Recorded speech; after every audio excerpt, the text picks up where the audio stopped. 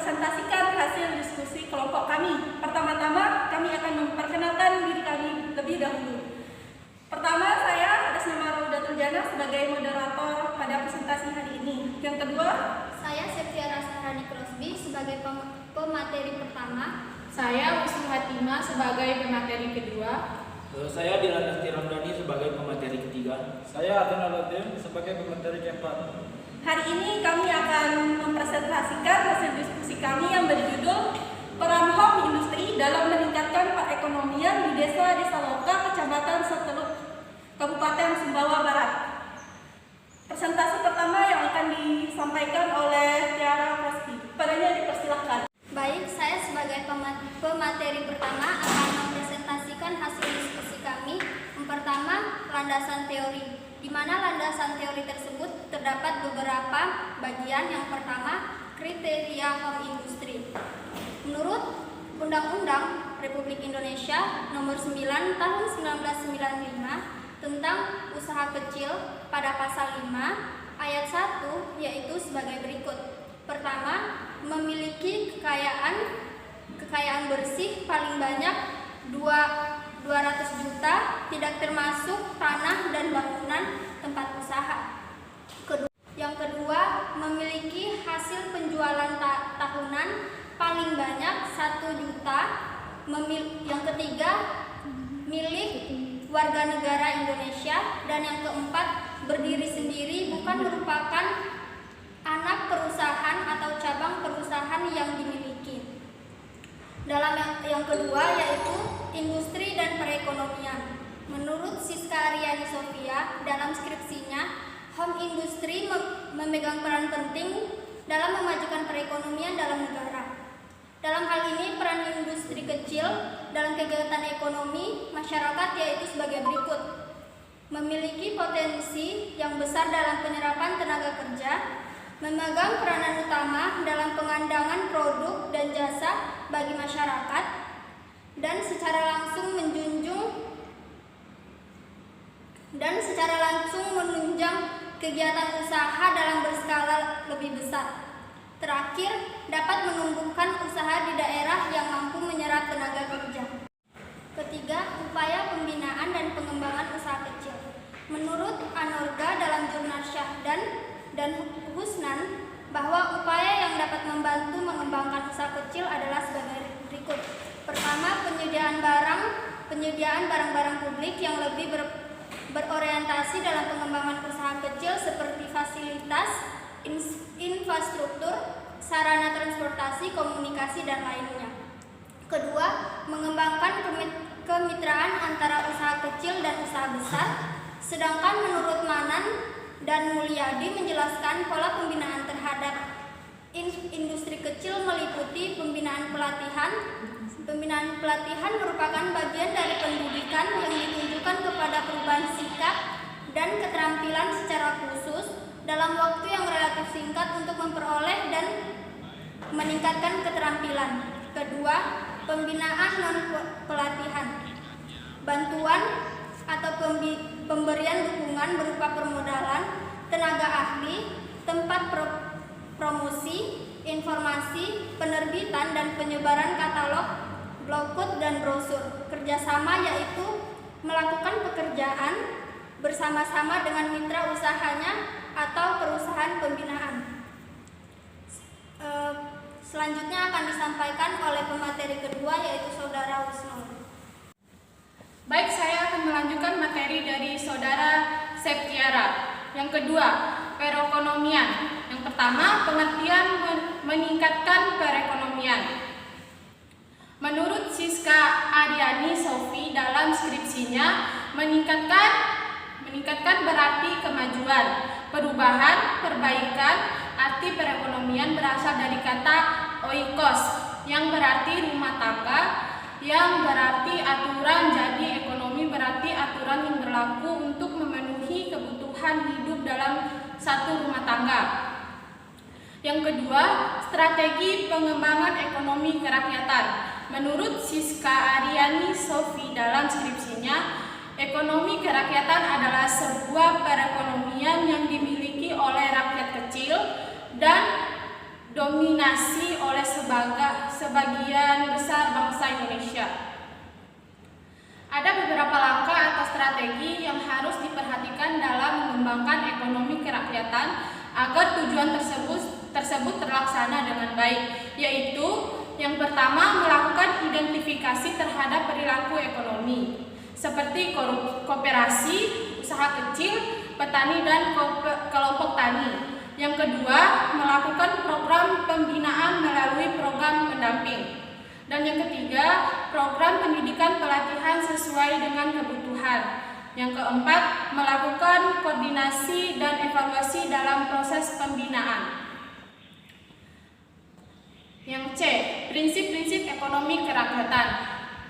Tertuang dalam Undang-Undang Dasar 1945, terutama pasal 33 adalah yang pertama, prinsip kekeluargaan, yang kedua, prinsip keadilan, yang ketiga, prinsip pemerataan pendapatan, yang keempat, prinsip keseimbangan, yang kelima, prinsip kerjasama.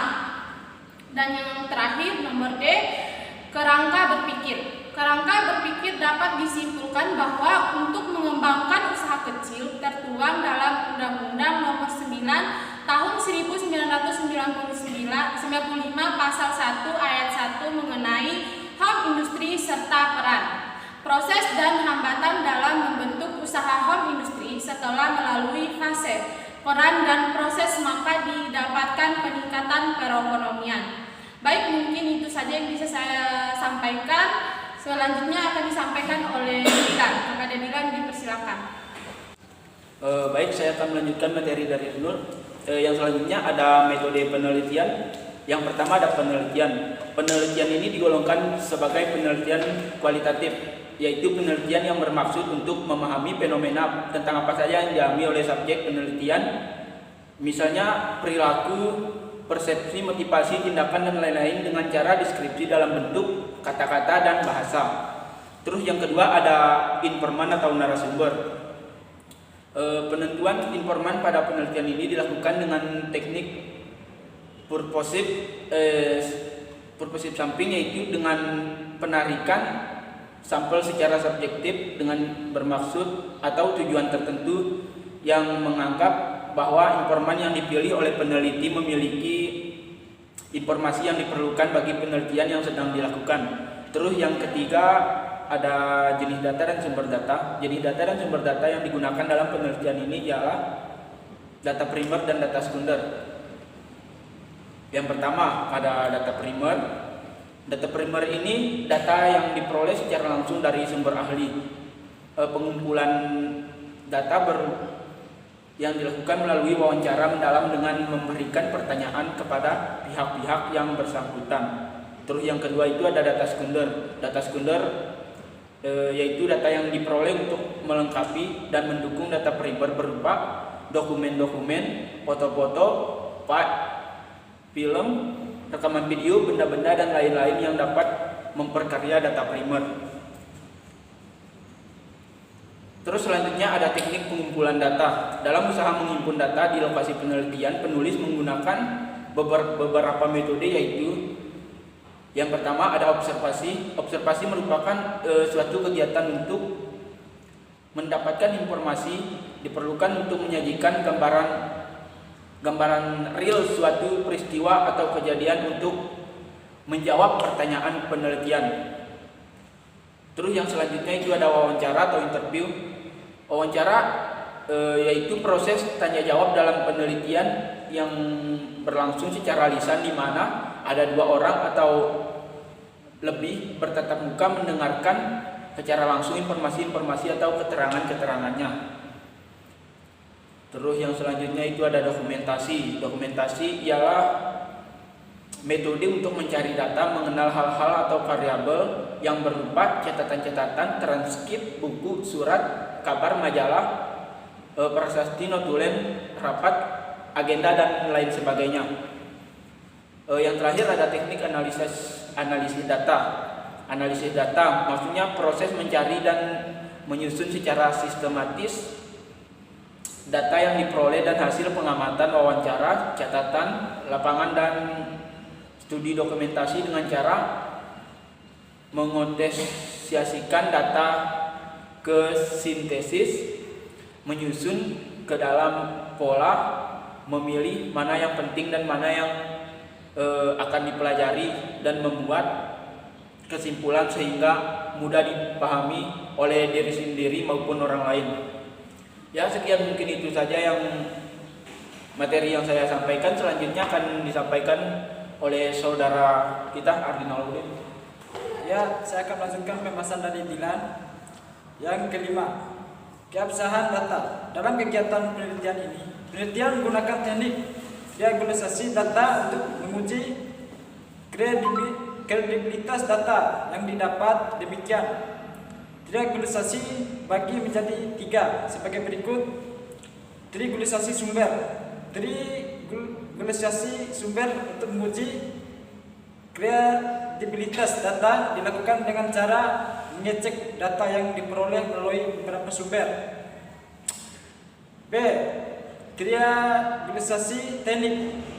Trianggulisasi teknik untuk menguji kredibilitas data dilakukan dengan cara mengecek data kepada sumber yang sama dengan teknik yang berbeda. C. Trianggulisasi waktu. Data yang dikumpulkan dengan teknik wawancara di pagi hari pada saat nara sumber masih segar. Belum banyak masalah akan memberikan data yang lebih valid sehingga lebih kredibel. 1. Letak geografis desa loka. Secara geografis, wilayah desa loka Kecamatan Seteluk terletak di bagian wilayah Kecamatan Seteluk dengan batas-batas wilayah. Batas-batas wilayah desa loka dapat dilihat dari tabel berikut. Batas wilayah desa loka. Batas sebelah utara Desa Keseluruhan Desa Tapir, Kecamatan Seteluk. Sebelah selatan Desa Seloto, Taliwang. Sebelah barat Desa Rempe, Setuluk. Sebelah timur Desa Air Sunik, Setuluk. Dari data-data tabel di atas kita dapat mengetahui batas-batas wilayah desa loka Kecamatan Setuluk, Kabupaten Sumbawa Barat. Di wilayah Dusun Rempe Loka sekaligus sebagai pusat pemerintah desa. Baik, saya akan membacakan kesimpulan dari presentasi teman-teman yang tadi. Berdasarkan hasil penelitian mengenai peran home industri dalam meningkatkan perekonomian di desa-desa loka Kecamatan Seteluk, Kabupaten Sumbawa Barat sebagai berikut. Berdasarkan peran home industri dalam meningkatkan perekonomian di desa-desa loka Kecamatan Seteluk, Kabupaten Sumbawa Barat, masih belum bisa didapat meningkatkan perekonomian di desa-desa loka dikarenakan home industri ini masih tergolong baru. Proses pemasarannya juga tidak berjalan dengan baik dan juga kekurangan modal usaha. Berdasarkan hasil penelitian yang dilakukan proses home industri abon ikan gabus desa-desa loka, penelitian tidak menemukan permasalahan dalam proses produksi abon ikan gabus. Hanya saja peneliti menemukan masalah dalam hasil produksi yang berkurang karena akibat dampak dari COVID-19. Berdasarkan hasil penelitian yang telah dilakukan, terdapat hambatan dalam peran home industri dalam meningkatkan perekonomian di desa-desa loka, yaitu adanya kekurangan modal, proses pemasaran yang tidak berjalan dengan baik, dan tidak tambah lagi akibat dampak dari pandemi COVID-19 tahun 2020 sehingga banyak pelanggan yang membatalkan pesanannya. Adapun sarannya itu, semoga makalah dan hasil presentasi kami hari ini diterima dan bermanfaat bagi para pendengar yang menonton video ini dan dapat menambah wawasan. Sekian hasil presentasi dari kelompok kami. Lebih dan kurangnya kami mohon maaf. Wabillahi taufiq wal hidayah. Wassalamualaikum warahmatullahi wabarakatuh.